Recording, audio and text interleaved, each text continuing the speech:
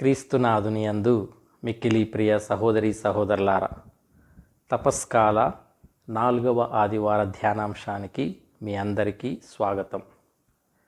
నేటి ధ్యానాంశం క్రీస్తు లోకమునకు వెలుగు.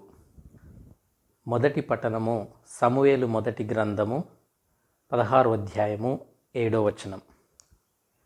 ఇతను రూపమును ఎత్తును చూచి భ్రమపడకుము, నేను ఇతనిని నిరాకరించితిని. దేవుడు నరుడు చూచిన చూపుతో చూడడు, నరుడు వెలుపలి రూపమును మాత్రమే చూచును, కానీ దేవుడు హృదయమును అవలోకించును అని చెప్పాను. ప్రియ సహోదరి సహోదరులారా, గొర్రెల కాపరి అయిన దావీదును ఇజ్రాయేలు ప్రజల ప్రతినిధిగా రాజుగా ఎన్నుకోబడి సమూయేలుచే అభిషేకింపబడుటను గూర్చి నేటి మొదటి పట్టణంలో వింటున్నాం. సౌలు ఇజ్రాయేలు మొదటి రాజు. దేవుని మాటలను పెడచెవిన పెట్టి తనకు ఇష్టం వచ్చినట్లు వ్యవహరించుట వలన దేవుడు అతనిని నిరాకరిస్తున్నారు. అతని స్థానములో దావీదును రాజుగా ఎన్నుకుంటున్నారు. దేవుని ఎన్నిక బాహ్యపు రూపురేఖలు దేహదారుఢ్యమును బట్టి కాకుండా అంతరంగిక స్వభావమును హృదయమును బట్టి ఉంటుంది. దేవుడు హృదయమును అవలోకించి చూస్తారు. సౌలుకు ఏమైందంటే, కానాను దేశమునకు వెళ్ళు మార్గమున ఇజ్రాయేలీయులను హింసించిన కారణమున అమాలేకీయులను మట్టి కర్పించమని, వారి సంపదను శాపము పాలు చేయమని దేవుడు సౌలును ఆజ్ఞాపించటం జరిగింది. సౌలు అతని సైన్యము అమాలేకీయులను వధించారు. కానీ వారి సంపద మేలిదై ఉండుట చూచి దానిని శాపము పాలు చేయక తమతో పాటు వారి దేశమునకు తెచ్చుకున్నారు. ఇది దేవుని దృష్టిలో అవిధేయతగా పరిగణింపబడింది. నీవు ఏ కారణమున ఈ నిర్ణయం తీసుకున్నావు అని సౌలును సమూయేలు అడగగా, మేలిమి జాతికి చెందిన పశు సంపదను దేవునికి బలి అర్పించుటకు తీసుకుని వచ్చాను అని ఒకసారి, సైనికులు వధించకుండా తీసుకుని వెళ్దామంటే వద్దని నేను చెప్పలేకపోయాను అని మరొకసారి సౌలు సమూయేలుతో చెప్పటం జరిగింది. దీనిని బట్టి సౌలు యొక్క హృదయము దేవుని వైపు కాకుండా సంపద వైపు మరల్చబడిందని స్పష్టమవుతుంది. సౌలు సంపాదనకు దగ్గరవుతూ దేవునికి దూరం అవసాగాడు. సౌలును నిరాకరించిన దేవుడు అతని తర్వాత ఇజ్రాయేలీలను నడిపించే నాయకుని ఎన్నుకొని అతనిని అభిషేకించుటకు సమూయేలును బెత్లెహేమునకు పంపి జెస్సే కుమారులలో ఒకరిని ఎన్నుకొని తన తరపున అభిషేకించమని దేవుడు సమూయేలును కోరుతున్నారు. అర్హుడైన వాని కోసం సమూయేలు వెతుకుతున్నాడు. దేహదారుఢ్యమును కండలు కలిగిన వీరుని కోసం చూస్తున్నాడు. కానీ సమూయేలు చూస్తున్న అర్హతను దేవుడు అంగీకరించలేదు. నరుడు చూసిన దృష్టితో దేవుడు చూడడు. నరుడు బాహ్యపు రూపురేఖను చూస్తే తాను అంతరంగమును హృదయమును చూచును అని దేవుడు తెలియచేస్తున్నాడు. ప్రియ సహోదరి సహోదరులారా, హృదయం మానవ ఆలోచనకు క్రియలకు మూల కేంద్రం. ఈ మూల కేంద్రం బాగుంటే రాజవ్వడానికి జ్యేష్ఠుడు కానవసరం లేదు. హృదయము పవిత్రముగా ఉంటే మంచి కుటుంబ వంశావళి చెందినవాడు మాత్రమే ఉండాల్సిన అవసరం లేదు. సాంప్రదాయమును కాకుండా దేవుడు సహృదయమును చూస్తాడు. దేవునిచే ఎన్నుకొనబడటానికి, అభిషేకింపబడటానికి నీకున్న ప్రతిభ మాత్రమే సరిపోదు. నీకున్న మంచి కుటుంబ చరిత్ర మాత్రమే ముఖ్యము కాదు. నీకున్న అందం, రూపం, దేహదారుఢ్యం, బలము కలిగిన బాహువు, నేర్చిన విలువిద్యలు, సాధనాలు, వక్షాతుర్యం, నేర్పరితనము, ఆలోచన శక్తి మాత్రమే సరిపోవు. దేవుని కృప, దేవుని కనికరం, దేవుని నడిపింపు కావాలి. దేవుని ఆలోచనలకు అనుకూలముగా స్పందించే హృదయం, విధేయత, వినయము కావాలి. అన్నింటికి మించి దేవునితో అనుబంధం, సహవాసం కలిగి ఉండటం చాలా ముఖ్యం. దేవుని మాటను ధ్యానించే, ఆచరించే, నడిచే, హత్తుకునే హృదయం కావాలి. అటువంటి హృదయం కలిగి ఉంటే దేవుని కృప మన బలహీనతలను బలంగా మారుస్తుంది, అనర్హతను అర్హతగా మారుస్తుంది. ఆయన తోడు ఎండలో నీడలాగా, రాత్రిలో వెలుగులాగా మనలను వెంబడిస్తూ ఉంటుంది. దేవుని యొక్క మాటను విని ఆయన బాటలో నడిచే హృదయాన్ని మనందరం కూడా కోరుకుందాం. ప్రియ సహోదరి సహోదరులారా, మనుషులు కేవలం పై మెరుగులను మాత్రమే చూస్తారు. కంటికి కనిపించే అందం, చెవులకు వినబడే తీయని మాటలు, బయటకు కనిపించే పనులు మరియు ముఖ కవలికలను చూసి భ్రమపడతారు. కానీ ఒక మనిషి హృదయాన్ని లోతుగా పరిశీలించే శక్తి మానవులకు లేదు. కానీ దేవుడు అలా కాదు. మన హృదయాలను శోధించి అందులోని అంతరంగ రహస్యాలను ఎరిగిన వాడు కేవలం ఆ దైవం మాత్రమే.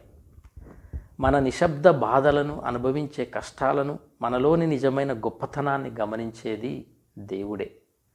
మన ప్రవర్తనకు తగిన ప్రతిఫలాన్ని ఇవ్వగల సమర్థుడు కూడా దేవుడే.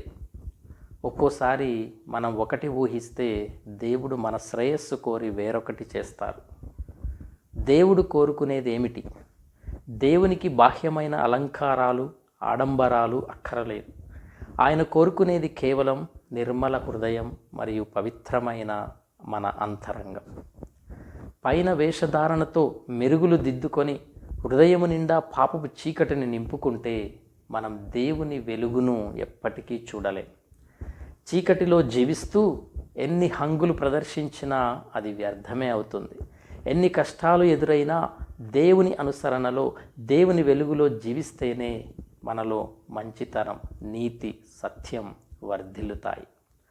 చాలామంది చీకటిలో పాపపు పనులు చేస్తూ తాత్కాలిక సంతోషాన్ని పొందుతూ ఉంటారు.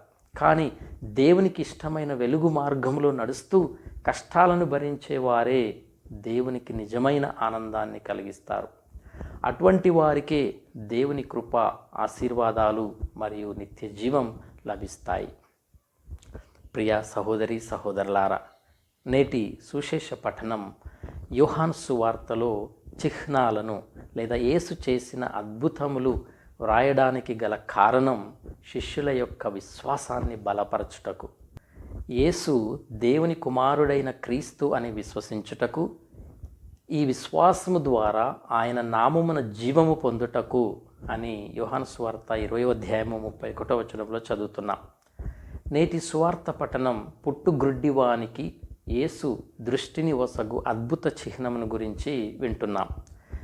శారీరక దృష్టితో పాటు ఆత్మదృష్టిని కూడా యేసు ఆ వ్యక్తికి వసగుచున్నారు. యేసు లోకమునకు వెలుగు అని ఆ గుడ్డివాడు గుర్తించాడు. పుట్టుగుడ్డివానిని స్వస్థపరిచిన యేసు పాపులను చీకటి నుండి వెలుగులోనికి తప్పకుండా నడిపిస్తారు. ప్రియ సహోదరి సహోదరులారా, మనలో చాలామంది పాపము వలన అందులముగా, ఆధ్యాత్మిక అందులముగా జీవిస్తున్నాం.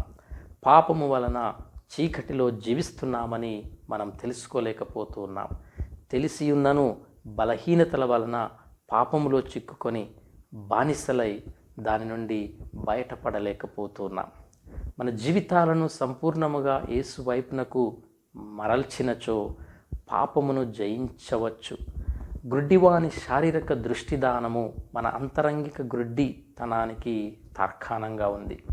కాబట్టి మనము నేడు ఆధ్యాత్మిక అంధత్వము నుండి స్వస్థత పొందుకోవాలి. మనలో చాలామంది ఆధ్యాత్మిక అందులం. హృదయ పరివర్తన చెందాలని తెలుసుకోలేకపోతున్నాం. ఈ లోకపు వ్యామోహాలలో పడిపోయి జీవిస్తూ ఉన్నాం. దేవునికి ఎక్కువ సమయాన్ని ఇవ్వలేకపోతూ ఉన్నాం. ప్రార్థన జీవితాన్ని వదిలివేస్తూ ఉన్నాం.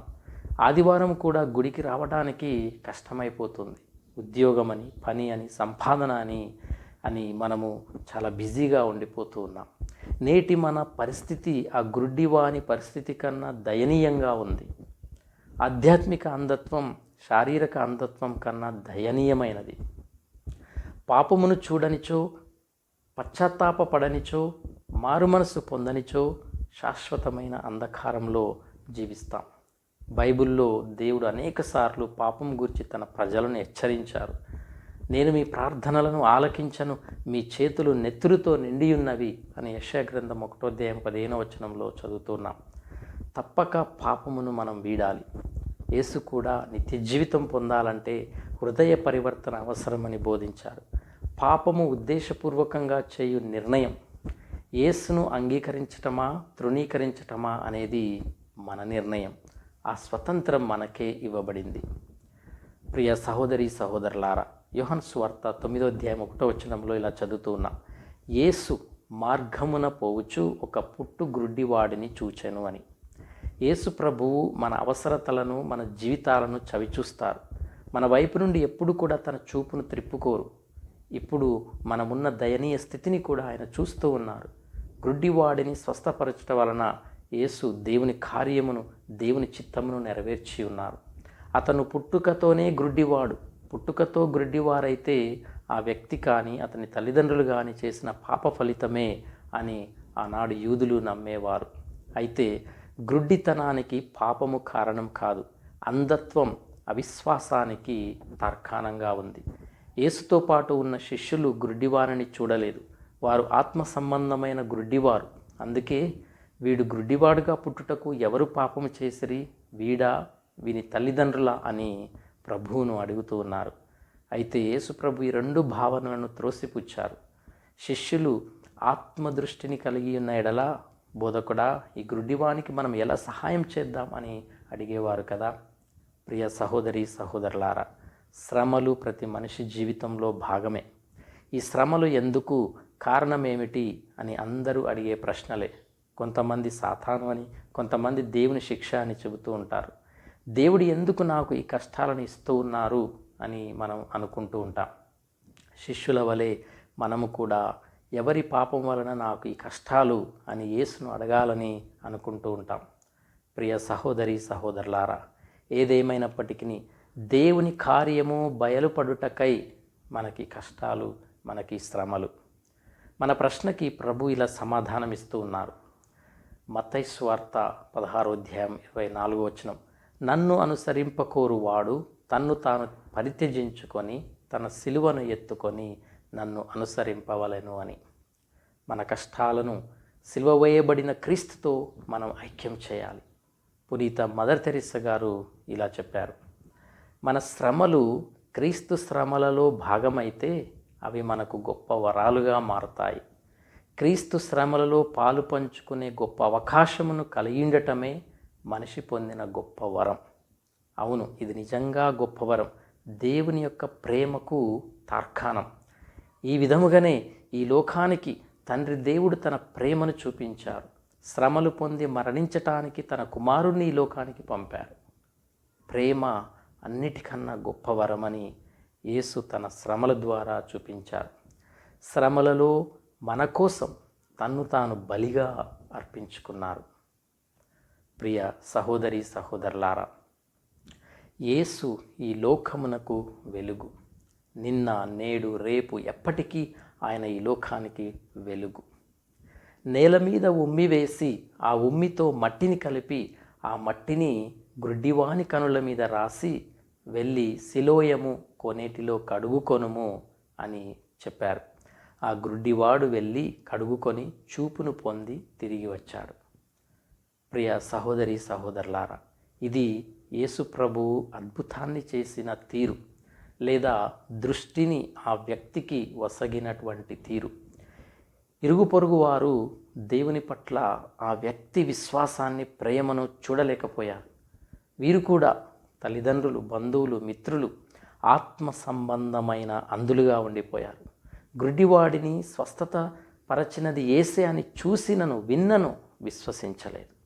సినగోగు నుండి వెలివేస్తారని పరిసయ్యులకు భయపడ్డారు. యోహాను సువార్త 9:9 యేసు ప్రభువు అతనిని నేనే అన్న వాక్యం దేవునితో ఆ వ్యక్తి సాంగత్యాన్ని తెలియజేయుచున్నది. పరిసయ్యులు ఈ చిహ్నాన్ని దైవ కార్యముగా గుర్తించలేదు, పరిగణించలేదు. ఎందుకంటే విశ్రాంతి దినమున ఈ చిహ్నము, అద్భుతము జరిగింది కాబట్టి. అందుకే వారు ఇతడు విశ్రాంతి దినమును పాటింపలేదు కనుక దేవుని యొద్ద నుండి వచ్చినవాడు కాదు, పాపి అయిన మనుష్యుడు ఇట్టి అద్భుత చిహ్నములు ఎట్లు చేయగలడు అని ప్రశ్నించారు. కానీ స్వస్థత పొందిన వ్యక్తి మాత్రం ఆయన ఒక ప్రవక్త అని తన అభిప్రాయాన్ని ప్రకటించాడు. 9వ అధ్యాయము 17వ వచనంలో. ప్రియ సహోదరి సహోదరులారా, యూదులు విశ్రాంతి దినమునకు ఎక్కువ ప్రాముఖ్యతనిచ్చారు, కానీ వారి పాప బుద్ధిని తెలుసుకోవటంలో, దానిని మార్చుకోవటంలో విఫలమయ్యారు. ఎలాంటి ప్రయత్నము వారు చేయలేకపోయారు. యేసుకు మాత్రం విశ్రాంతి దినము కన్నా స్వస్థత చేకూర్చడం ముఖ్యంగా భావించారు. గుడ్డివాడు మనుష్య కుమారుడైన యేసును సంపూర్ణముగా విశ్వసించి ఆయనను ఆరాధించాడు. 9వ అధ్యాయము 38వ వచనం. యూదులు ఆ వ్యక్తి తల్లిదండ్రులను ప్రశ్నింపగా వారి కుమారుడేనని, పుట్టుకతోనే గుడ్డివాడని, అయితే ఇప్పుడు చూడగలుగుచున్నాడని సాక్ష్యం ఇచ్చారు. 9వ అధ్యాయము 19వ వచనం నుండి 21వ వచనం వరకు. యూదులు తమ పలుకుబడితో ఆ వ్యక్తి ద్వారా యేసును తప్పుబట్టాలని చూశారు. విశ్రాంతి దినమును పాటించలేదని, ఆయన పాపాత్ముడు అని నిరూపించడానికి విశ్వ ప్రయత్నం చేశారు. తన స్వస్థత ద్వారా ఆ వ్యక్తి విశ్వాసంలోనికి నడిపించబడితే, పరిసయ్యులు మాత్రం ఆధ్యాత్మిక అంధత్వంలోనే ఉండిపోయారు. ఇంత గొప్ప అద్భుత కార్యము, దైవ కార్యము జరిగినను వారి హృదయ కన్నులు విశ్వాసంలోనికి తెరవబడలేదు. వారిలోనున్న కపట వేషాన్ని చూసుకొనక ఇతరులను తీర్పు చేయటానికి, ఇతరులను తప్పుబట్టడానికి, ఇతరులను ఖండించటానికి సిద్ధపడుతూ ఉన్నారు. ప్రియ సహోదరి సహోదరులారా, ఆత్మ సంబంధమైన అంధత్వం అంటే సత్యమును గ్రహించకపోవటమే ఆత్మ సంబంధమైన అంధత్వం. యేసు పాపాత్ములను, ముఖ్యంగా పశ్చాత్తాపపడేవారిని, మారుమనసు పొందేవారిని ఎప్పటికీ ఎడబాయరు, తృణీకరించరు. అందుకే చూపు పొందిన వానిని వెలివేసిన వార్త విని యేసు వానిని మరలా కనుగొన్నారు. 9వ అధ్యాయము 35వ వచనంలో. శారీరక దృష్టిని ఆ వ్యక్తి పొందినను ఆత్మ సంబంధమైన అంధత్వమును కూడా ఆ వ్యక్తి నుండి తొలగించుటకు, అనగా అంతర్దృష్టిని వసగుటకు యేసు అతనిని వెతుకుతూ వచ్చారు. అందుకే యేసు, నీవు మనుష్య కుమారుని విశ్వసించుచున్నావా అని అడిగినప్పుడు, ప్రభు, నేను విశ్వసించుచున్నాను అని ఆ వ్యక్తి యేసును ఆరాధించాడు. 9వ అధ్యాయము 36వ వచనం నుండి 38వ వచనం వరకు.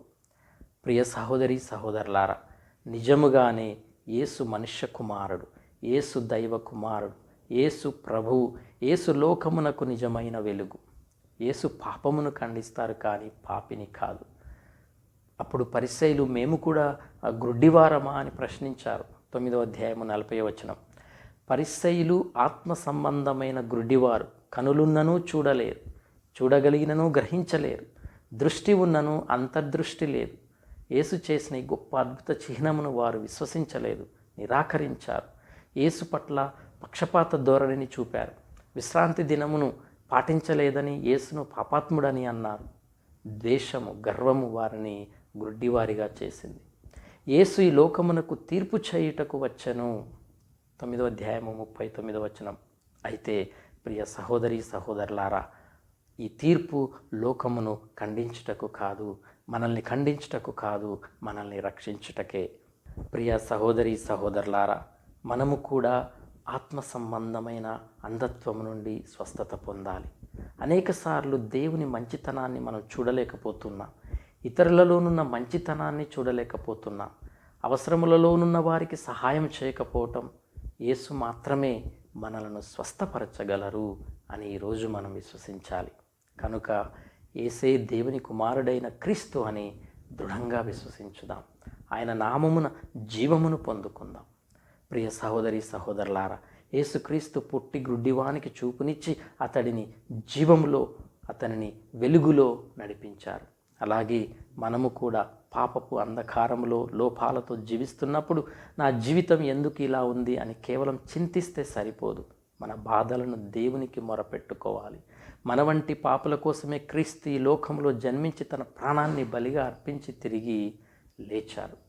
ఆయన మనల్ని తన నిత్య రాజ్యంలోనికి చేర్చుకోవాలని తపిస్తూ ఉన్నారు. ప్రతిసారి దేవుడే మనల్ని వెతకాలని ఆశించకూడదు. మనమే దేవుని వైపు అడుగులు వేయాలి. మనలోని లోటుపాట్లను ఆయనకు విన్నవించుకొని సరిదిద్దుకోవాలి. ఎవ్వరూ పాపులుగా పుట్టరు, కానీ మన క్రియలే మనల్ని హీనులుగా మారుస్తున్నాయి. మన ప్రకాశవంతమైన జీవితం మనకు తెలియకుండానే చీకటిమయం, అంధకారమయం అయిపోతూ ఉంది. అటువంటి స్థితిలో ఉన్న మనల్ని కాపాడుటకి దేవుడు మంచి కాపరిగా ఈ లోకంలో అవతరించాడు. తన మందలోని గొర్రెలమైన మన కోసం ఆయన పరలోకాన్ని వీడి భూమికి దిగి వచ్చారు. ఒక దొంగ వలె, తోడేలు వలె సైతాను మనల్ని దేవుని రాజ్యానికి దూరం చేయటానికి కాచుకొని ఉంది. అందుకే మనం మెలకువగా ఉండాలి. ఏది దేవుని స్వరమో, ఏది సైతాను కుతంత్రమో మనము గుర్తించాలి. దేవుని స్వరమును విని ఆయన మార్గంలో పయనిస్తే మనల్ని ఎవ్వరూ అపహరించలేరు.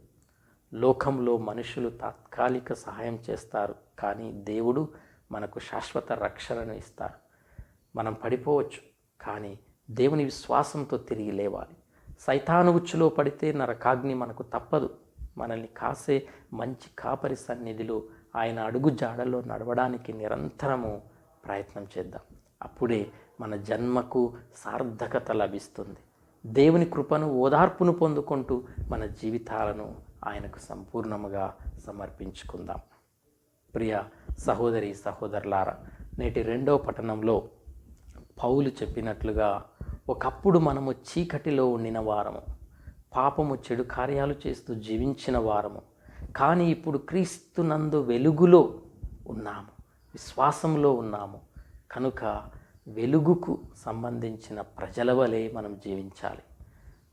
హృదయ పరివర్తన, విశ్వాసము, జాగరూకత, ప్రార్థన, దేవుని వాక్కు, సేవాభావముతో జీవించటం, మంచి, నీతి, సత్యము అను వెలుగు ఫలములతో మనం జీవించాలి. అంటే క్రీస్తు మనలో ప్రతిబింబించాలి. పాపము చేసి మరలా చీకటిలోనికి మనం వెళ్ళకూడదు. చీకటిలోనున్న వారిని వెలుగులోనికి తీసుకుని వచ్చే ప్రయత్నం మనం చేయాలి. ప్రియ సహోదరి సహోదరులారా, తపస్కాలము, వెలుగు పొందు కాలం. మనలోనున్న అంధత్వము తొలగిపోవాలని, క్రీస్తు అను వెలుగుతో మనము నిత్యము ప్రకాశింపబడాలని ప్రార్థన చేద్దాం. ఓ యేసు ప్రభువా, నేను చూచుటకు నా హృదయపు కన్నులను తెరువుము. ఓ యేసు ప్రభువా, నేను పాపిని. ఓ యేసు ప్రభువా, నా పాపములను శుద్ధి చేయుము. ఓ యేసు ప్రభువా, తండ్రి చిత్తమును నెరవేర్చుటకు నాకు సహాయము చేయుము. ఓ యేసు ప్రభువా, నీవు మాత్రమే నన్ను స్వస్థతపరచగలవు. ఓ యేసు ప్రభువా, సువార్తలోని ఈ అద్భుత చిహ్నములు నీలో లోతైన సాంగత్యంలోనికి నన్ను నడిపించునుగాక. ఆమెన్. ప్రియ సహోదరి సహోదరులారా, మరిన్ని ఆధ్యాత్మిక ప్రసంగాల కొరకు నా ఛానల్ని సబ్స్క్రైబ్ చేయండి, ఇతరులకు షేర్ చేయండి. దేవుడు మేము దీవించునుగాక. ఆమెన్.